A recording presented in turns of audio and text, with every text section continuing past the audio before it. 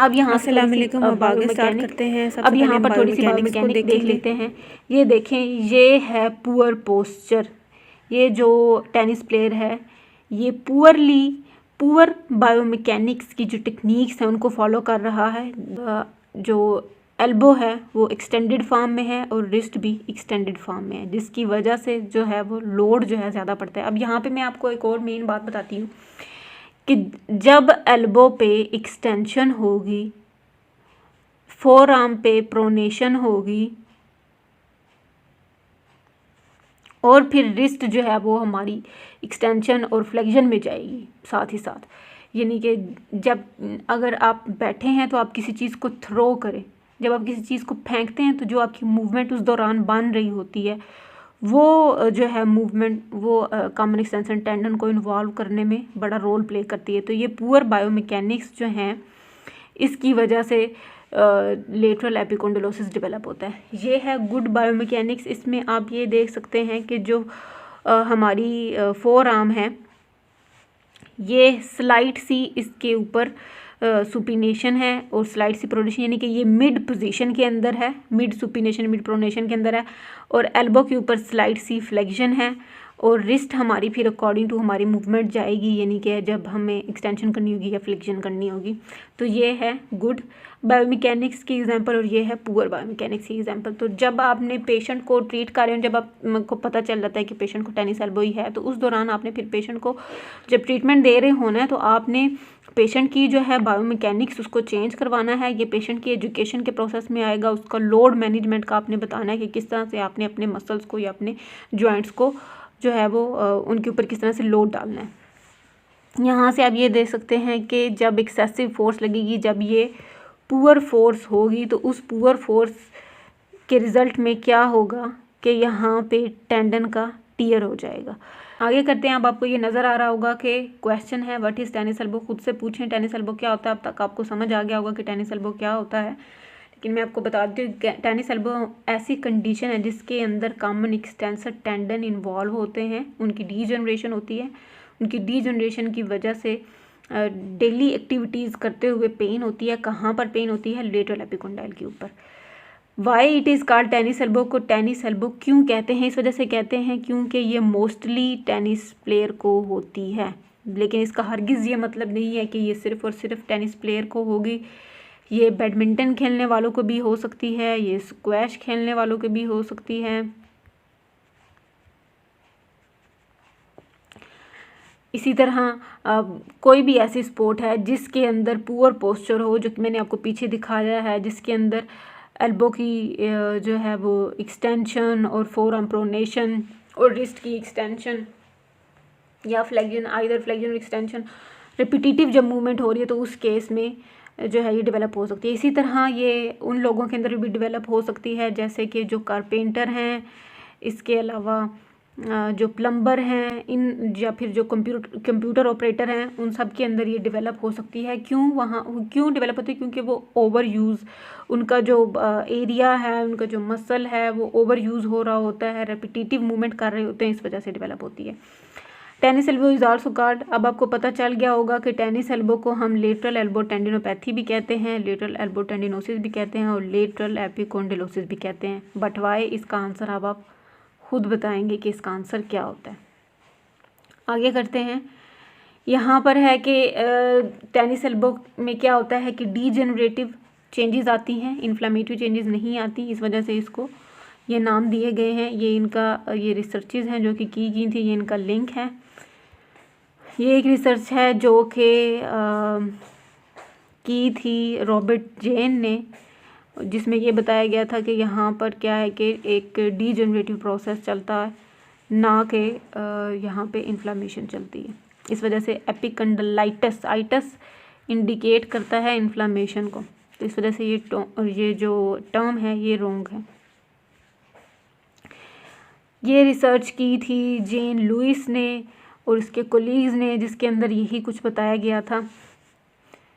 इन researches का जो link है ये मैं डिस्क्रिप्शन बॉक्स में दे दूँगी, तो आप खुद भी पढ़ सकते हैं इन रिसर्चेस को। आगे अब इसके हैं सिम्टम्स, के सिम्टम्स क्या हैं। सिम्टम्स देखेंगे कि जो पेशेंट को सिम्टम आ रहे हैं ना, जो आपको आके बताएगा, वो हम डिस्कस करेंगे, क्योंकि हमारा उन्हीं से मेन कंसर्न है। हमने उसी तरह से पढ़ना है, हमने उस वे में पढ़ना है जो हमारे कल को काम आए। अब आप यहाँ पर देख रहे होंगे, ये मैं आपको थोड़ा सा जूम करके दिखाती हूँ। ये देखें, यहाँ पर जैसे ही पेशेंट एक्सटेंड कर रहा है रिस्ट को, बैकवर्ड मूवमेंट कर रहा है, रिस्ट एक्सटेंसर की क्या हो रही है, कॉन्ट्रैक्शन हो रही है। तो अब कॉन्सेंट्रिकली यहाँ पे कॉन्ट्रैक्ट करें, यानी ये कॉन्ट्रैक्ट इस तरह से कर रहे हैं कि उनकी जो लेंथ है वो शॉर्टन हो रही है। तो इस केस में अब यहाँ पे जैसे ही वो एक्सटेंड करता है तो उसको इधर पेन होना स्टार्ट हो जाती है। अच्छा, अब जो मैंने आपको पीछे पुअर बायोमैकेनिक्स में दिखाया था, वहाँ पर है ई सेंट्रिक, यहाँ पर ई सेंट्रिकली कॉन्ट्रैक्ट कर रहे हैं, यहाँ पे ई सेंट्रिकली कॉन्ट्रैक्ट करें, और ई सेंट्रिक पुअर पोस्चर की वजह से ये पोजीशन डेवलप हो रही है। अच्छा, मैं अब थोड़ी सी बात मेरी अपने गौर से सुननी है कि जब ई सेंट्रिकली मसल कॉन्ट्रैक्ट करेगा ना, तो उस केस में ज़्यादा टीयर होने के चांस, उस केस में मसल फाइबर के भी बड़े चांस होते हैं टीयर होने के, और टेंडन के भी टीयर होने के बड़े चांस होते हैं। अब ये जो आगे मैं आपको दिखा रही हूँ कि ये ड्यूरिंग अगर वो कोई भी एक्टिविटी कर रहा है, तो क्योंकि इंसेंट्रिकली उसने पुअर पोस्चर से मूवमेंट करता रहा है, तो उस केस में अब वो जब नॉर्मल मूवमेंट भी कर रहा है तो उसको पेन हो रही है। आई होप कि आपको समझ आ गई होगी। अब हम आगे करते हैं कि यहाँ पर देखिए, pain on the lateral epicondyle. Pen patient को क्या होगी कि लेटरल एपिकोंडाइल पे पेन होगी, जो कि इनिशियली आपने याद रखना है कि इनिशियली माइल्ड होगी, और जब उसको माइल्ड पेन होगी ना, पेशेंट ने आपके पास कोई नहीं आना। जब उसकी पेन वर्स हो जाएगी, जब उसकी पेन इंक्रीज़ हो जाएगी, उससे बर्दाश्त नहीं होगी, तब वो आपके पास आएगा, या उसकी पेन उसकी डेली एक्टिविटीज़ को इंटरप्ट कर रही होगी, तब आपके पास आएगा। अगर उसको माइल्ड पेन है तो उसने घर में ही वो क्या करेगा, over the counter medication use करेगा, और आपके पास उसने नहीं आना। पेन रेडिएट करती है outside the elbow down to the forearm. अब पेन यहाँ से आउटसाइड एल्बो से, मैं आपको बताती हूँ कि पेन यहाँ आउटसाइड एल्बो से जाती हुई यहाँ से जो फोर आर्म है इधर भी जाएगी, इस तरह रेडिएट करेगी पेन उसकी, रिस्ट में भी जाएगी, इस तरह पेन रेडिएट करती होती है।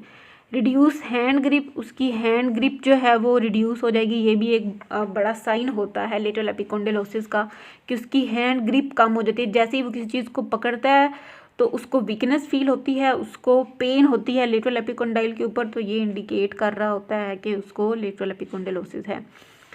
उसको स्क्वीजिंग, जब किसी चीज़ को स्क्वीज़ करता है, किसी चीज़ को दबाता है, तो उसको पेन होती है लेटरल एपिकोंडाइल के ऊपर। जब टर्निंग डोर नॉब, जब वो जो दरवाजे का लॉक होगा, जब उसको घुमाएगा तो तब उसको होगी पेन। अगर वो कॉफ़ी कप को पकड़ रहा है तो उसको पेन हो रही है, तो ये बात इंडिकेट होती है कि उसको टेनिस एल्बो है। और ये जो कॉफ़ी कप को जब वो उठाएगा और उसको पेन होगी लेटरल एपिकोंडाइल के ऊपर, तो ये साइन है, कॉफ़ी कप साइन इसको कहते हैं।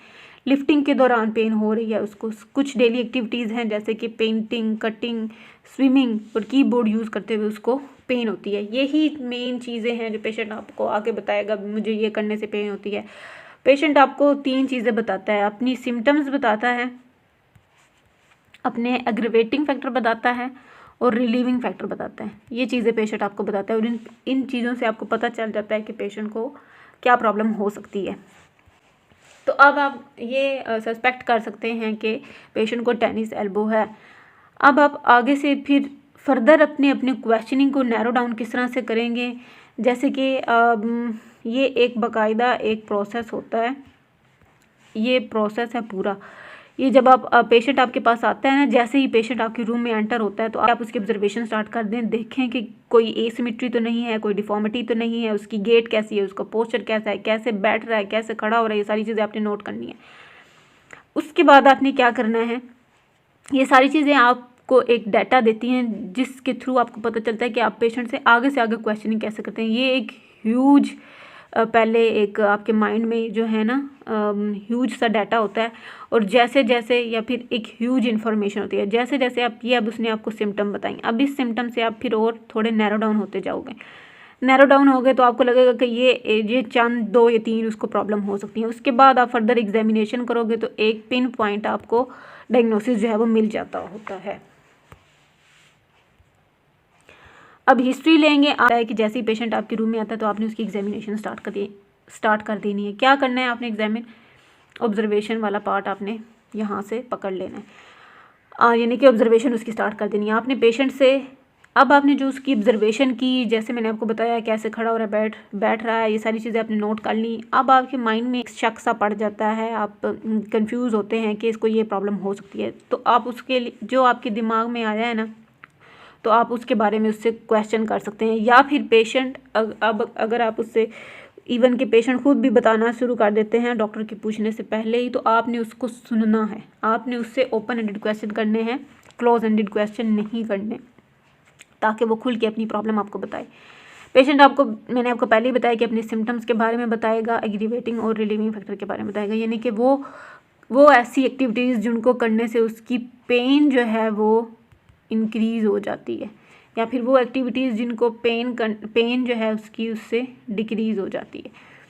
तो ये सारी चीज़ें आपको क्या देंगी, डाटा देंगी। वो डाटा आपको किस फॉर्म में, आपकी हिस्ट्री के फॉर्म में आपके पास होता है, और ये आपको किस में हेल्प करेंगी कि आप डीडी बनाओ। आपके अब माइंड में डिफरेंट जो हैं वो डायग्नोज आना स्टार्ट हो जाएंगे कि इसको ये हो सकता है, ये हो सकता है। तो अगर आप ये वाली ही सिम्टम्स होती हैं, इसके अलावा और भी सिम्टम्स कुछ आ सकती हैं, लेकिन ये मैंने आपको जो मेन सिम्टम बताए हैं जिसकी बेस पे आप डायग्नोज करोगे। तो अगर आप ये सस्पेक्ट करते हो कि this problem is tennis elbow, तो आपने क्या करना है कि आप फिज़िकल एग्जामिनेशन डिफरेंट यूज़ कर सकते हो, और वो फिज़िकल एग्जामिनेशन आपको हेल्प करते हैं कि वाकई ही इसको है यही प्रॉब्लम के कुछ और है। बट इनिशियली आपने एक्सक्लूड करना है दूसरी प्रॉब्लम्स को और कंडीशन को। So here is the one of the method that help you in this process, जो कि 21 नंबर स्लाइड पे दिया गया है, जो कि आपको हेल्प करेगा कि आप किस तरह से दूसरी प्रॉब्लम्स को एक्सक्लूड करोगे और किस तरह से कंफर्म डायग्नोज बनाओगे। आगे करते हैं, ये है डायग्नोसिस, कि आप किस तरह से डायग्नोज करेंगे पेशेंट को। ये ऐसी चीज़ें हैं आपको कोई भी नहीं बताएगा। डायग्नोज करने की मेन टिप आपको कोई भी नहीं बताता होता, आपके ना सीनियर बताते हैं, ना आपका क्लिनिकल इंस्ट्रक्टर बताता है, ये आपने खुद धक्के खा के सीखनी होती हैं। तो अगर आपको कोई बता रहा है तो उसको वैल्यू दें और उसको जो है याद रखें अपने माइंड में, और आपके लिए ये चीज़ें बहुत ही काम आएंगी। ये जो मैंने सीरीज़ स्टार्ट किया है, इसका एक पर्पज़ है कि उन बच्चों को जिनको कुछ नहीं आता, जिनको कुछ नहीं सिखाया गया, उनको ये चीज़ें आएँ, ताकि हमारी फील्ड आगे जाए। चलें जी, स्टार्ट करते हैं। आपने सबसे पहले ये देखें, ये पिक्चर आप पहले देखें। यहाँ पर आप ये देख सकते हैं, अगर किसी को एल्बो पेन है, सिर्फ एल्बो पेन की बात करें, अगर एल्बो पेन है उसको, तो आप ये भी कंसिडर कर सकते हैं कि उसको लेटरल एपिकोंडिलाइटिस हो सकता है, यहाँ पे ओसिस होना चाहिए। अच्छा, इसके अलावा उसको मीडियल एपिकोंडिलाइटिस भी हो सकता है। अगर उसको मीडियल साइड पे पेन है एल्बो जॉइंट के, तो वो मीडियल एपिकोंडिलाइटिस आप सस्पेक्ट कर सकते हैं। अगर उसको आउटसाइड ऑफ एल्बो के पेन है, यानी कि लेटरल एपिकोंडाइल की साइड पे पेन है, तो आप लेटरल एपिकोंडिलाइटिस जो है वो सस्पेक्ट करेंगे। इसके अलावा आप बाइसेप टेंडनाइटिस को सस्पेक्ट कर सकते हैं, अगर आपको एल्बो का जो रीजन है उसको पल्पेट भी करना आना चाहिए, क्योंकि ड्यूरिंग एग्जामिनेशन आप पल्पेट करके भी देखते हो कि पेशेंट को कोई इफ्यूजन तो नहीं है, कोई टेम्परेचर इंक्रीज तो नहीं है, कोई स्वेलिंग तो नहीं है। स्वेलिंग आप देखते हो कौन सी टाइप की है, स्पॉन्जी है, कौन सी है। तो इसके अलावा आप देख सकते हो उसको ट्राइसेप टेंडनाइटिस तो नहीं है। तो आप जैसे पल्पेट करोगे तो उससे आपको पता चल जाएगा कि इनमें से कोई कंडीशन तो नहीं है पेशेंट को। इसके अलावा आप क्या सस्पेक्ट कर सकते हो कि उसको एल्बो फ्रैक्चर तो नहीं है। जैसे ही अगर आप पेशेंट की एल्बो जॉइंट को मूव करते हो, तो अगर आपको क्रैकिंग, पॉपिंग साइंड आ रहे हैं, एंड फील नॉर्मल नहीं आपको फील हो रहा, तो उस केस में आप सस्पेक्ट कर सकते हो कि उसको एल्बो फ्रैक्चर है। तो आप एक्सरे पेशेंट का करवा सकते हो, तो उससे आप देख सकते हो कि ये प्रॉब्लम उसको है कि नहीं है। इसके अलावा आप ये देख सकते हो कि उसको क्यूबिटल टनल सिंड्रोम है कि नहीं है। इसके अलावा आप ये देखोगे कि ओलिग्रेनन बर्साइटस तो नहीं है उसको, यानी कि ओलिग्रेनन के नीचे जो बर्सा पड़ा हुआ तो उसकी इन्फ्लेमेशन तो नहीं है। क्यूबिटल टनल सिंड्रोम के अंदर अल्नर नर्व की इन्वॉल्वमेंट होती है। रेडियल टनल सिंड्रोम के अंदर रेडियल नर्व की इन्वॉल्वमेंट होती है। हम ये देखते हैं कि हमें क्या क्या किन किन चीज़ों को एक्सक्लूड करना होगा जब हम ये सस्पेक्ट कर रहे होंगे कि पेशेंट को टेनिस एल्बो तो नहीं है। अब हम देखते हैं कि हमें किन किन चीज़ों को एक्सक्लूड करना होगा। हमें पुल्ड एल्बो या पुश्ड एल्बो को हमें एक्सक्लूड करना होगा। किस तरह से? ये ज़्यादातर बच्चों को होती हैं कि अगर बच्चों को गलत तरीके से उठाया जाए या फिर उनको पुश किया जाए पीछे की तरफ उनके हैंड्स को पकड़ के, तो हैंड्स के थ्रू ही फोर्स लगाई जाए। आप अपने हाथों से बच्चों के हाथों को पकड़ के फिर आप आगे की तरफ या पीछे की तरफ फोर्स लगा रहे हैं, तो अगर आप ऊपर उसको उठा रहे हैं बच्चे को सिर्फ हाथों से पकड़ के और बच्चे के जॉइंट इतने अभी स्ट्रॉन्ग नहीं होते, तो उस केस में पुल्ड एल्बो हो सकता है। इसी तरह पुश्ड एल्बो, अगर आप बच्चे के हाथों को पकड़ के उसको पीछे की तरफ धकेलते हो तो पुश्ड एल्बो हो सकता है। तो इस केस में क्या होता है कि आपने ये देखना है कि इस तरह की कोई आप पूछ लेते हो उनसे, जो आपके पास पेशेंट आ रहा है आप उससे पूछ लेते हो कि अब जारी बात है अगर बच्चे को अगर ऐसा कुछ है तो आप उसके पेरेंट्स से पूछोगे ये क्या है, ये डिसलोकेशन है। असल में ये जॉइंट की डिसलोकेशन होती है पुल्ड एल्बो और पुश्ड एल्बो के अंदर। इसके अलावा आप रेडियल हेड आर्थराइटिस को आपने एक्सक्लूड करना है। आप एक्सरे करवा सकते हैं अगर आप सस्पेक्ट करें कि उसको लेटरल एपिकोंडाइल पे पेन पॉइंट टेंडरनेस नहीं है, कुछ सिम्टम्स सेम हैं, बाकी सिम्टम्स जो हैं वो डिफरेंट हैं, तो आप एक्सरे करवा के आर्थराइटिस को भी चेक कर सकते हो। इसके अलावा रेडियल हेड फ्रैक्चर को आपने देखना होता है। यही अगर आपको पॉपिंग क्रैकिंग टाइम साउंड आ रहा है मूवमेंट करवाते हुए, पैसिव मूवमेंट जब आप करवा रहे हो, तो आपको पता चल जाता है कि उसको कोई फ्रैक्चर हो सकता है। और वैसे भी फ्रैक्चर की पेन जो है फिर वो ज़्यादा होती है। पिंच साइनोवियल फ्रिंज को आपने करना है एक्सक्लूड। रेडियल टनल सिंड्रोम को करना है। रेडियल टनल सिंड्रोम के अंदर पॉइंट टेंडरनेस जो होती है वो लेटरल एपिकोंडाइल के ऊपर नहीं होती, बल्कि लेटरल एपिकोंडाइल से 2 इंच नीचे होती है, जबकि लेटरल एपिकोंडाइलोसिस के अंदर एग्जैक्ट लेटरल एपिकोंडाइल के ऊपर पेन हो रही होती है। सर्वाइकल रूट कंप्रेशन आपने इसको एक्सक्लूड कर लेना, क्योंकि इसके सिम्टम्स जो हैं फिर वो शोल्डर में भी होंगे, नेक में भी होंगे, और इसके अलावा जो है आर्म में, फोर आर्म में, हैंड में जाएंगे। और हमेशा एक बात याद रखनी है, पर्सन टू पर्सन चीज़ें जो हैं वो वेरी करती हैं। आपका काम होता है इन चीज़ों को देखना, सारी चीज़ों को आपने अपने माइंड में रख के फिर उसका डायग्नोज करना होता है। इसके अलावा periosteal bursitis, this is a periosteal bursitis. आपने ये जो है ये भी सोर्स होते हैं लेटरल एल्बो पेन के, तो आपने इनको जो है देख लेना है। ये इनएक्यूरेटली डायग्नोज कर देते होते हैं एज अ टेनिस एल्बो, हालांकि टेनिस एल्बो नहीं होता, इनमें से कोई प्रॉब्लम उसको होती है। लेटरल